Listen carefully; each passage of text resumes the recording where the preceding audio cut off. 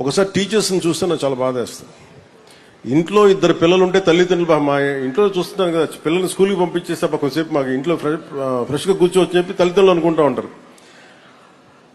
అలాంటి ప్రతి తల్లిదండ్రులు వదిలేసిన బిడ్డని టీచర్ చూసుకోవాలంటే టీచర్కి వెళ్ళాలి. వాళ్ళ ఇంట్లో బిడ్డల్ని అక్కడ వదిలేసి ఇక్కడ కూర్చొని వీళ్ళ అరుపులు, వీళ్ళ కేకలు, ఒక్కళ్ళు కాదు ఇద్దరు కాదు, కనీసం క్లాస్ రూమ్కు 30 మంది ఎంతమంది ఉంటారు, వీళ్ళందరూ అరుపులు కేకలు పట్టించుకోవాలి, అలసిపోతారు.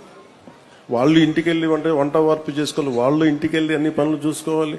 దాంతోపాటు మనం చదువు నేర్పించాలంటే ముఖ్యంగా విద్యార్థులకు చెప్తాను, మన టీచర్లకి ఒకసారి విసుక్కుంటారు మనల్ని. అవసరమైతే ఒక చిన్న విసుగ్గా ఒక చిన్న దెబ్బ వేస్తారు. మనం అసలు వాళ్ళ చేత దెబ్బ కొట్టించుకోకుండా మనం కనుక ఉంటే మన వాళ్ళకి కూడా మన బరువు తగ్గించిన వాళ్ళం. అందుకని టీచర్స్కి ప్రత్యేకించి మనం విద్యార్థులకి మీరు ఆ గౌరవం ఇవ్వడం నేర్చుకోండి.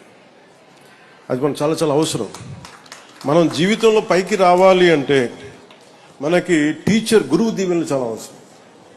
అలాంటి గురువు దీవెనల్ని మీరందరూ నిండుగా పొందాలని మనస్ఫూర్తిగా కోరుకోండి.